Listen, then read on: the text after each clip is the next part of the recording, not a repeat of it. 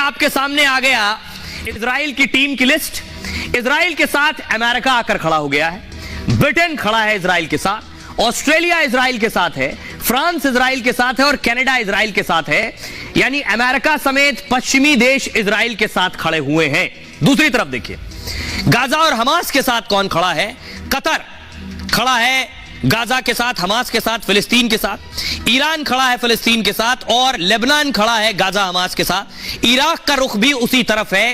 ये दो खेमों में दुनिया बट गई है, कुछ और भी है इसमें। इटली भी खड़ा है इजराइल के साथ और आप देखिए यूक्रेन, जेलेंस्की को आप देख रहे हैं, यूक्रेन भी इजराइल के साथ है, आयरलैंड है, ग्रीस है। दूसरी तरफ सीरिया, पाकिस्तान और यमन हमास के साथ खड़े। अब सवाल यह है कि अब मैंने जो शुरू में कहा कुछ देश ऐसे हैं जो न्यूट्रल, उसमें भारत भी एक है। भारत ने विरोध किया, जो इजराइल में आतंकी हमला हुआ उसका विरोध किया, लेकिन भारत तटस्थ है। थोड़ा झुकाव इजराइल की तरफ हो सकता है, वो भारत के अपने इंटरेस्ट है और किसी भी देश के जो इंटरेस्ट होंगे वो उसकी तरफ झुका होगा। जैसे यूक्रेन और रूस की जंग हुई, अमेरिका यूक्रेन के साथ था लेकिन भारत रूस के साथ खड़ा था, भारत के अपने इंटरेस्ट और पुरानी दोस्ती। वैसे ही यहां भी है, अमेरिका बेशक इजराइल के साथ है, भारत इजराइल के साथ भी है लेकिन खिलाफ भी नहीं है किसी के। अब पुतिन भी तटस्थ है, न्यूट्रल है और चीन भी अब तक न्यूट्रल है, किसी की तरफ स्टैंड नहीं लिया। यह जरूर चीन ने कहा है कि इस जंग को रुकना चाहिए और बातचीत ही समाधान है। आइए अब मैं आपको दिखाऊं, बड़ा इंपॉर्टेंट यह है कि इस लड़ाई के बीच जितने लोगों को आप प्रदर्शन करते देख रहे थे, इसमें 99.9% लोग वो होंगे जिन्हें ठीक से शायद इजराइल और गाजा का युद्ध भी ना पता हो, इजराइल हमास की लड़ाई भी ना पता हो, लेकिन कर रहे हैं। अब उनके लिए और बहुत से लोगों के लिए, क्योंकि बहुत से लोग नहीं जानते हैं कि आखिर लड़ाई है क्या, तो मैं उसकी बात करूंगा। कल भी मैंने इसकी बात की थी, कल वक्त कम था तो आपको तफसील से नहीं बता सका। यह दरअसल आप देख रहे हैं फिलिस्तीन का नक्शा। अब आप देखेंगे कहीं हरा है, कहीं हरा सफेद है, कहीं सफेद और है, कहीं सफेद और बढ़ गया है। दरअसल फिलिस्तीन और इजराइल का जब गठन हुआ, मैं वहां से शुरुआत कर रहा हूं। यह है पहला नक्शा जो पूरा हरा है, 1947 का नक्शा, जब यह पैलेस्टाइन हुआ करता था फिलिस्तीन। यहां यहूदी आए, यहूदी आकर बस गए और उसके बाद क्या हुआ, लड़ाइयां हुई। जब लड़ाइयां हुई तो फिर यूनाइटेड नेशंस यानी संयुक्त राष्ट्र को आना पड़ा। संयुक्त राष्ट्र ने दखल दिया तो उसने डिवाइड कर दिया, बंटवारा कर दिया इजराइल और फिलिस्तीन में। यह सफेद हिस्सा बांटा गया इजराइल को और यह हरा हिस्सा बांटा गया फिलिस्तीन को। यह हिस्सा लगभग इतना था कि 48% फिलिस्तीन का और 44% इजराइल का।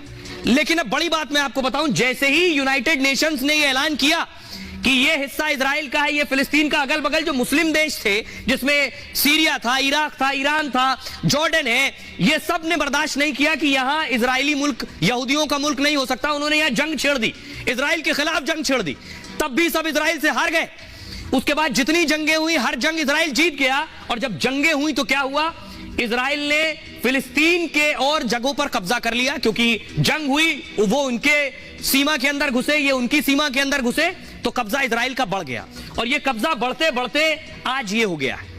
ये गाजा है, जो छोटी सी पट्टी आप देख रहे हैं, और ये फिलिस्तीन के हरा स्पॉट जगह जगह जो आपको दिख रही है, यहां फिलिस्तीनी रहते हैं। बाकी पूरा हिस्सा इजराइल का हो चुका है। ये जंगों के बाद जीता है।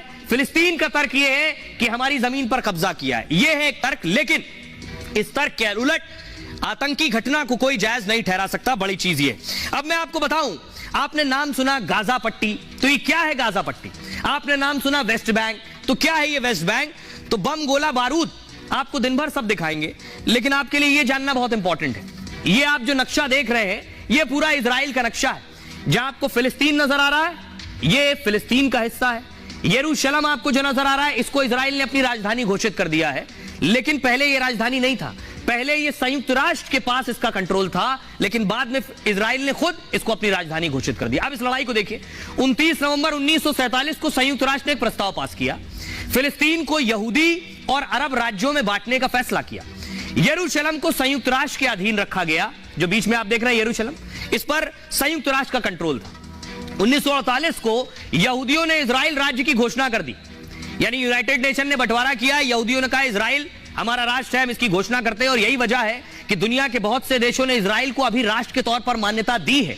लेकिन बहुत से ऐसे भी देश हैं जिन्होंने आज तक इजराइल को एक राष्ट्र नहीं माना है। उनमें बहुत से मुस्लिम और अरब मुल्क हैं, पाकिस्तान भी उनमें से एक है, जो इजराइल को राष्ट्र की मान्यता नहीं देता है आज भी, 70 सालों बाद भी। अमेरिका ने उसी दिन इजराइल को मान्यता दे दी। इजराइल ने जैसे ही अपनी मान्यता का ऐलान किया, 24 घंटे के अंदर अरब देशों ने इजराइल पर हमला कर दिया। उनको हजम नहीं हुआ कि कोई यहूदी मुल्क यहां बन गया है। 1 साल की लड़ाई में अरब देशों की हार हुई। ब्रिटिश राज वाला यह पूरा हिस्सा 3 भागों में बंट गया था। इजराइल, देख रहे हैं आप, इजराइल, वेस्ट बैंक आगे मैं आपको बताऊंगा, और गाजा पट्टी इसका नाम दिया गया। तभी से इजराइल और मुस्लिम देशों के बीच तनाव जारी है। अब देखिए कौन क्या है। ये जो आप देख रहे हैं गाजा पट्टी, छोटी सी पट्टी जो आपको नजर आ रही है, वो गाजा पट्टी, हरे रंग से जो छोटा सा स्पॉट है, बस इतना ही गाजा है।